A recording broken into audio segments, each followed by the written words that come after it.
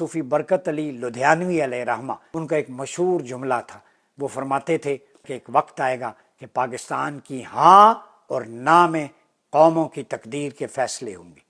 آج اقوام عالم سارے سر جوڑ کے بیٹھے ہیں کہ پاکستان کو کہیں کہ میڈییشن کا رول پلے کرے، ہم اسلام آباد میں ایران کے ساتھ نیگوسیشنز کریں۔ یہ وہ اللہ کے ولی نے، صوفی نے اپنی معرفت کی نگاہ سے 25 سال پہلے بتا دیا تھا کہ پاکستان جس خطے کو لوگ اگنور کر رہے تھے، کہہ رہے تھے کرپشن ہے، افلاس ہے، کہہ رہے تھے تھرڈ ورلڈ کنٹریز میں شمار ہوتا ہے، بنیان و مرصوص کے بعد مارکہ حق میں سبز ہلالی پرچم فتح یاب ہوا، اور آج پوری دنیا کی نظریں پاکستان پہ ہیں، اور پاکستان کو اللہ نے یہ اعزاز بخشا ہے۔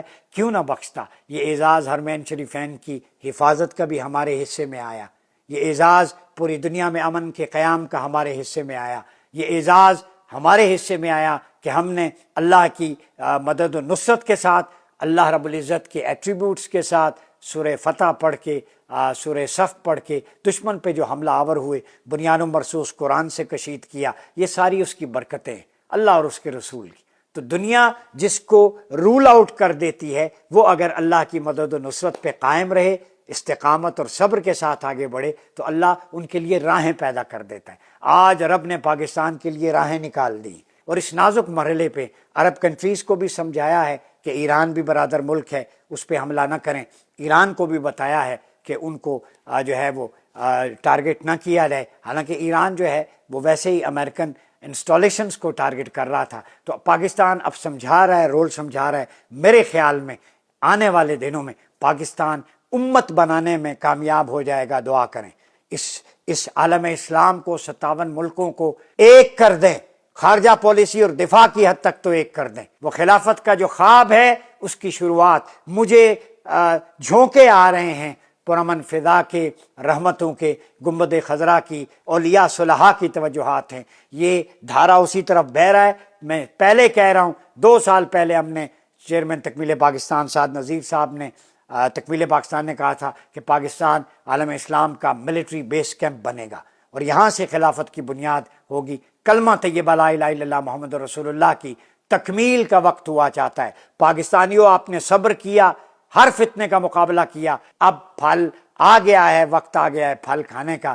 اب وہ وقت آ گیا ہے کہ پاکستان امت کو جوڑنے چلا ہے۔ خدا کرے کہ پاکستان مدینہ طیبہ یعنی مدینہ ثانی جو رمضان المبارک کے صدقے میں ہمیں ملا، صاحب قرآن اور شب قدر کے صدقے میں، یہ امت کو جوڑنے میں اکٹھا ہو جائے اور خلافہ علی منہاج النبوہ کا خواب پورا ہو جائے۔ اس جنگ میں مسلمان ملکوں کو جو لیسن ملا ہے، ہم تو کہتے رہے لیکن جنگ نے وہ ثابت کر دیا کہ نہ امریکہ آپ کا محافظ ہے، نہ اسرائیل آپ کا محافظ ہے، آپ مسلمان ممالک ایک دوسرے کے محافظ ہیں۔ یہ کھل کے سامنے آ گیا۔ خلیجی ممالک جنہوں نے اپنی سیکیورٹی پہ امریکہ کو بٹھایا ہوا تھا، اب انہیں سوچنے پہ مجبور ہو گئے کہ امہ کا ایک گریٹ ملٹری الائنس ہونا چاہیے، ایک دوسرے کی حفاظت خود کریں، چونکہ وہ دودھ کی رکھوالی بلی کو بٹھانے کے مترادف ہے۔ امریکہ، اسرائیل آپ کی حفاظت نہیں کر سکتے۔ قطر پہ اٹیک ہوا تھا، اسرائیل نے کیا، آپ نے دیکھ لیا۔ تو یہ ساری چیزیں، اب کفر کا فتنہ سامنے آ چکا ہے۔ انہوں نے سنی شیعہ کی بنیاد پر، عرب و عجم کی بنیاد پر لڑانے کی کوشش کی۔ اب یہ نیگوسیشنز ہوں، جو ایران کے مطالبات ہیں جائز، ہر جانے کے، باقی آئندہ نہ حملے کے، آبلائے ہرمز کی فیس وصولی کے، جتنے بھی جاندار مطالبات ہیں وہ مان لیے جائیں، اور اب عالم اسلام عروج و تمکنت کے ساتھ اکٹھا ہو جائے ایک پلیٹ فارم پہ۔ یہی ہمارا درد دل ہے۔